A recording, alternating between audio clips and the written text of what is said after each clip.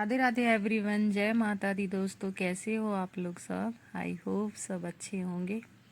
दोस्तों आज हम जानेंगे ठाकुर जी को सुलाने में हम कोई गलतियां तो नहीं करते हैं, क्योंकि दोस्तों देखो, बाल गोपाल जी की जो सेवा की जाती है बहुत ही विधि विधान से की जाती है और ठाकुर जी की विशेष कृपा हम लोगों पे बनी रहती है। तो उनकी सुलाने में, उनकी सेवा में कोई गलती ना रह जाए, तो आज हम वही जानेंगे। तो दोस्तों पहले हम जो हमने फूल वगैरह चढ़ाए हुए रहते हैं सुबह की पूजा में, तो वो सब हम हटाएंगे। उसके बाद में देखो दोस्तों, जैसे हमें नाइट ड्रेस पहनते हैं हम रात को, तो हम अपने बाल गोपाल जी के भी वस्त्र चेंज करेंगे। तो सबसे पहले उनकी बांसुरी जो हमने उनका श्रृंगार किया है, तो धीरे धीरे सब उनको हटाएंगे और बहुत ही ध्यानपूर्वक एक एक चीज़ अच्छे से हमें उनकी निकालनी होती है कि उनको कहीं लगे ना। क्योंकि देखो, हम जिस भाव से अपने बाल गोपाल जी को रखते हैं, जैसे बच्चे की तरह हमने भाव रूप में उनको रखा है घर में, तो फिर उसी की तरह ही हमें उनकी पूजा करनी होती है। तो बहुत ही विशेष ध्यान रखते हुए दोस्तों हमने एक एक चीज़ निकालनी होती है।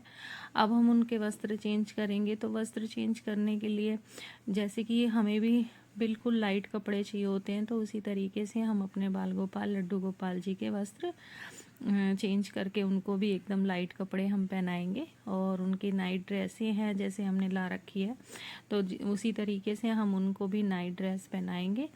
और दोस्तों उनका श्रृंगार जो हम करते हैं ना, तो एक छोटे से कॉटन से हम उनके श्रृंगार को अलग कर देंगे वस्त्र से। और उसी तरीके से जैसे हम अपना माउथ वॉश करते हैं, उसी तरीके से हमने अपने बाल गोपाल जी के लिए भी उनके लिए ये छोटा सा हैंकी है, उससे हम उनका जो उनके हैंकी रखे हुए हैं उन्हीं से हम उनका फेस भी साफ़ करते हैं और उनके वस्त्र चेंज करते हैं। तो वस्त्र चेंज करने के लिए बिल्कुल लाइट वेट वाले जो कपड़े होते हैं वो हम उनको पहनाते हैं और उनकी सुलाने के लिए तैयारी करते हैं। तो दोस्तों बिल्कुल अपना जैसे बच्चे की तरह सेवा हमने अपने बाल गोपाल जी की करनी होती है, ठाकुर जी की करनी होती है।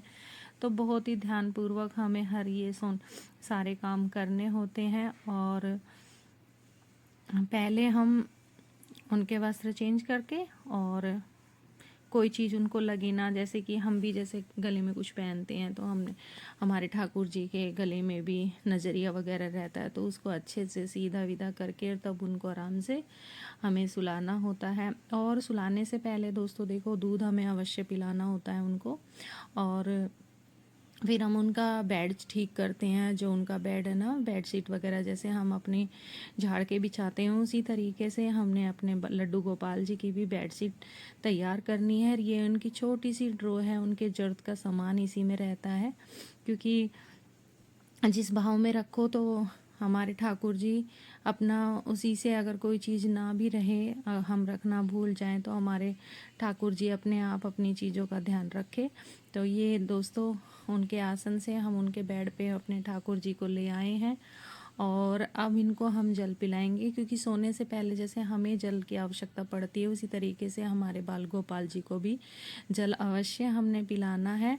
और ये जलना दोस्तों हमें अपने ठाकुर जी के पास ही रखना है। तो ये कई चीज़ें हैं दोस्तों जो हमें बहुत ही विशेष ध्यान रखना होता है। हमारे लड्डू गोपाल जी की छोटी छोटी चीज़ें हैं, तो उन्हें हमें बिल्कुल नहीं भूलना है दोस्तों। ऐसी गलती हमें बिल्कुल नहीं करनी है, क्योंकि देखो जैसे हमें प्यास लगती है, उसी तरीके से हमारे बाल गोपाल जी को प्यास लगती है। और हमें कुछ ना कुछ उनके लिए रात के लिए कुछ खाने का, या तो ड्राई फ्रूट्स हो गई, टॉफ़ी है, या कुछ भी मिठाई है, तो ये हमने ज़रूर बेड के पास में, हमने बाल गोपाल जी के बेड के पास में रखना है।